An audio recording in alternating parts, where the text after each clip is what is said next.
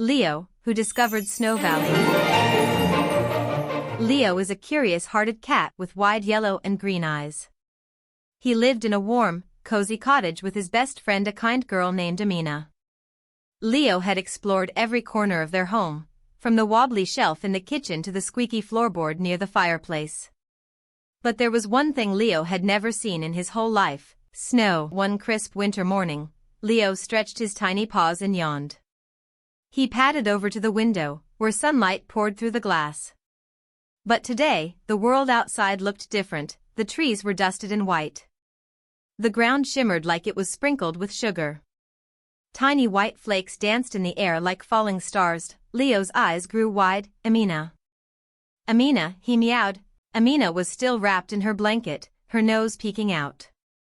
What is it, Leo? She giggled sleepily. Leo pawed at the curtain and meowed louder. Amina peeked outside and gasped. It's snowing. She picked up Leo and whispered, it's your very first snow. After breakfast, Amina opened the front door. A chilly breeze rushed in, carrying snowflakes that tickled Leo's whiskers. Go on, Amina said with a smile. Go explore. Leo stepped outside. Crunch. His paw sank into the soft snow. He jumped back, surprised. Then he stepped forward again, then, pounce. He leapt into a small pile and rolled in it, purring with delight. The snow was cold, but exciting. He chased flakes, made swirling paw prints, and even tried to catch one on his tongue. A flutter of white wings caught his eye. A little snowbird with feathers like frosted clouds landed nearby. Hi, chirped the bird. My name's Flick. This your first snow? Leo blinked. Yes. It's cold but fun. Follow me, said Flick. I know a secret game. Intrigued, Leo padded after the bird. As they walked, Flick stopped suddenly. Look. He chirped. Leo squinted. The snow ahead was sparkling in a strange way. As if tiny stars were hidden beneath the surface. Is that glitter? Leo asked. No, Flick whispered. It's magic. The glittering snow made a winding trail. Leo and Flick followed it deeper into the woods, where the trees stood tall like frozen guardians. Suddenly, they reached a giant icy tree with crystal-clear branches that shimmered in the sunlight. Hanging from one of the lowest branches was an icicle shaped like a key. Before Leo could touch it, the icicle blinked. Yes, blinked. Only those who solve the riddle may pass, the icicle said in a deep, echoing voice. Leo and Flick looked at each other. Ready? Asked Flick. Leo nodded. The icicle spoke. I come without being called, soft as whispers, white as light. I vanish with the warming sun, but I make the world feel right. What am I? Leo thought hard. Flick tapped his beak in thought. Then Leo whispered, snow. The icicle sparkled and began to melt, only instead of water, it released a glowing mist that wrapped around them. Correct, said the voice.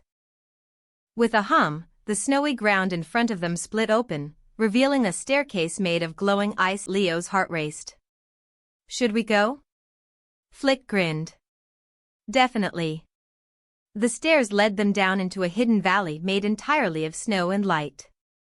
The trees here sparkled with colors that didn't exist in the real world, blues that looked like dreams, purples that smelled like peppermint. Tiny creatures with wings of frost and gowns of snowflakes danced in the air. They looked like little people, but they were no taller than Leo's paw. Are those fairies?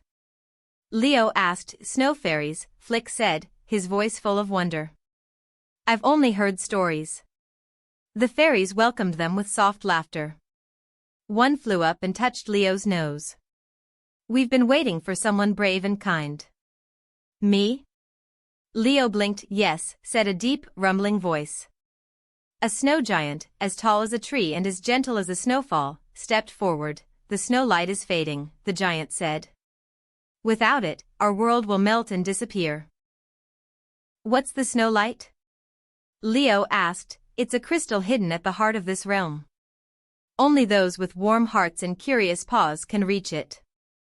Leo puffed up his chest. I'll help. Flick chirped. Me too.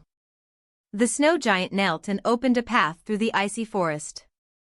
Then your journey begins. Leo and Flick followed the snow giant's path. The trail was tricky, slippery bridges, snowy puzzles, and frozen rivers, but Leo's paws were swift, and Flick's eyes were sharp. Finally, they reached a cave shaped like a snowflake. Inside, floating in midair, was the snow-light crystal, a glowing gem that pulsed with color and warmth, but it was dim. Fading, Leo stepped forward. Why is it dying? Because the world forgets, said a tiny fairy. Children don't play in snow as they used to. The magic needs memories, laughter, kindness, wonder. Leo sat down and closed his eyes.